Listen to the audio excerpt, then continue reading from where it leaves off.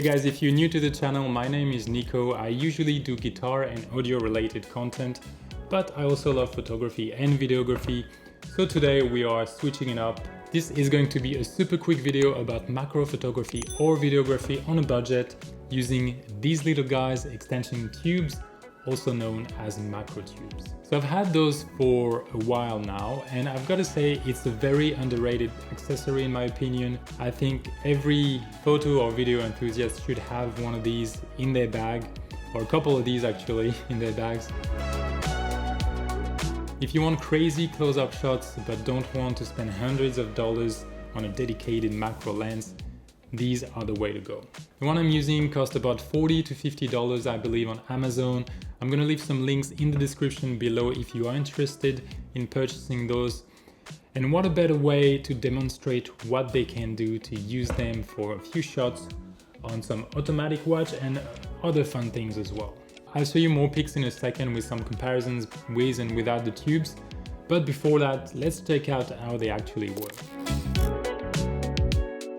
So quick physics lesson, these tubes basically add space between your lens and the camera sensor, shifting the focal plane closer to the sensor.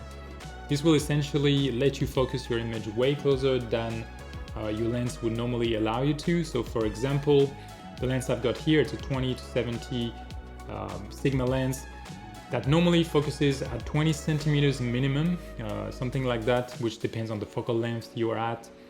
But with the extension tubes, I can get as close as a few centimeters, which is crazy. And these tubes, as you can see here, can be stacked. So the more you add, the closer you're shifting that plane of focus towards the sensor. But you don't want to go overboard, because what can happen is that the focus plane can end up inside the lens, meaning you won't be able to get anything in focus. These rings come in different sizes. I've got a 10 and a 16 millimeter here, which together add 26 millimeter. Simple math here. I wouldn't recommend going beyond that, but it depends on your lens and camera body, so you can experiment. But let me show you more examples of close-up shots with some dramatic music for your entertainment.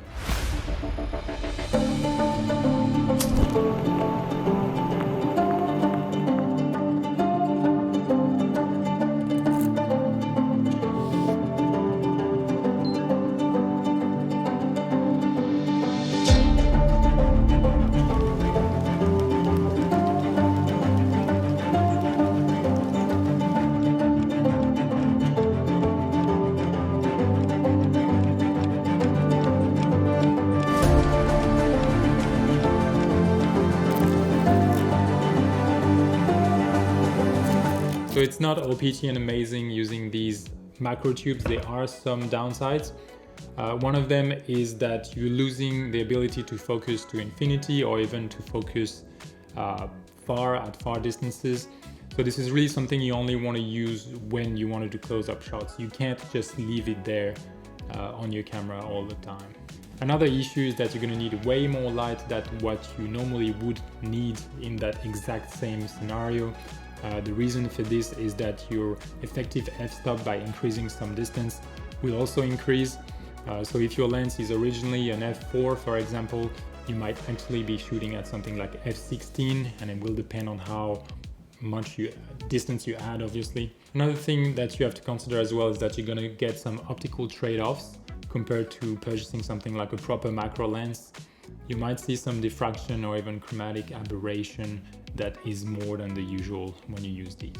Before you go and buy those, I would actually give you a few suggestions. So the first one is that I really recommend you get a version with autofocus. So you see these ones have little pins that allows you to use the autofocus of your camera. They do manual version as well that are a bit cheaper, but I would really, for the difference of price, which might be $10 to $20, I'd rather take the autofocus versions. The second point is that you obviously really want to make sure that the ones you get match your camera lens mount. These ones are Sony, but they make them in Nikon, Fuji, Panasonic, etc. So just make sure you double check before you click buy on this card. And the last one is, I would really still recommend to not cheap out too much. I know I said these are cheap, but you can even find cheaper as a matter of fact. And you can see these have a metal mount. but you might find some that are half the price, something like 10, 15, 20 bucks. That would be plastic mount. Obviously they might still work, but at that point I'd rather pay a double.